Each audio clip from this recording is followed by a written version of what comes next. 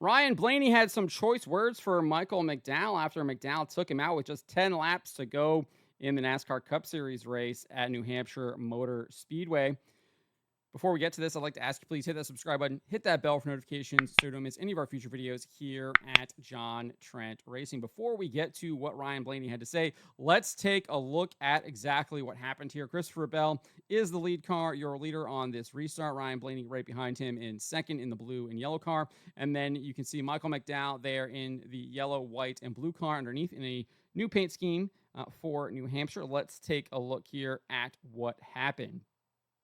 Going down into 1 and 2, Larson to the bottom. McDowell just kind of drives it in a little bit too deep, drifts up, collects both of them. They spin out. Blaney goes for a 360, gets it pointed right away, and they would be sent to the rear, obviously bringing out the caution. Blaney would settle for a 25th place finish, and he was not happy with Michael McDowell's move there, especially because he thinks that he took an opportunity to win away from him. Blaney definitely thought he had something for Bell at the end of the race.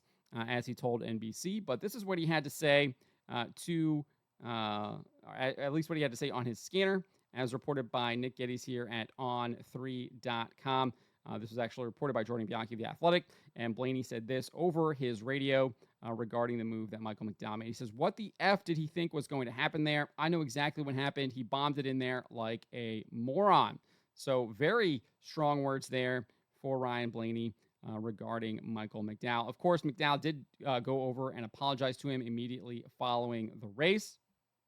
And Blaney addressed that in his post-race interview with NBC Sports. And he said he was sorry that he wrecked me. The apology is nice, but not going to bring back what he did.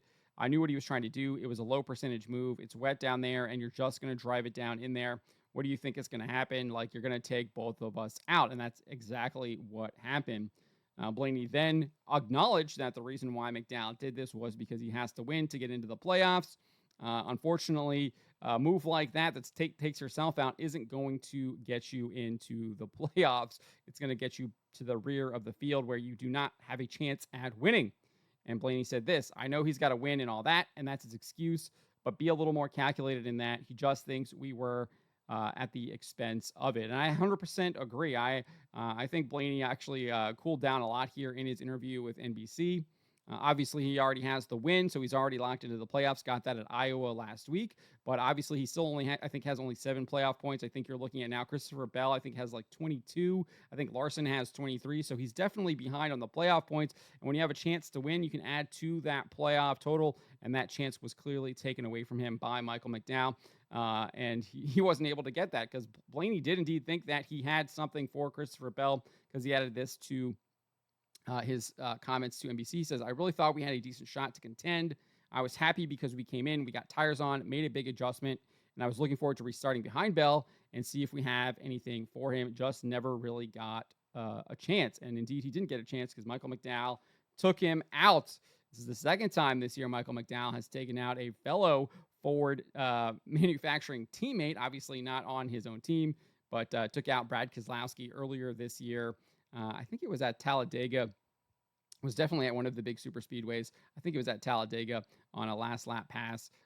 Fortunately, I think Keselowski was not actually collected up in it, but he ended up finishing second instead of getting the win. I think Tyler Reddick ended up winning that race. So some hyper aggressive mistakes by Michael McDowell, costing some of his Ford teammates the win. And obviously, they've taken him out of the opportunity to win as well. And I think that is an accurate criticism that Blaney gives here, where he says it was a low percentage move. It's wet down there, and you're just going to drive it down in there. What do you think is going to happen? Like, you're going to take both of us out.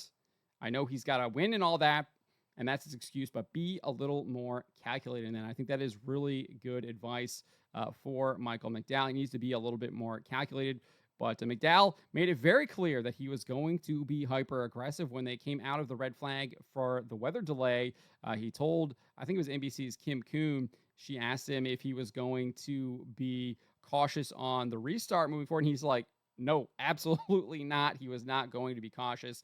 And clearly he was being hyper aggressive, and it cost him. And I'm not against being hyper aggressive. I think that it works out well, especially when it does work out, right? If it works out, if your hyper aggression works out and the risk that you make, the gamble pays off, then obviously it is a good decision.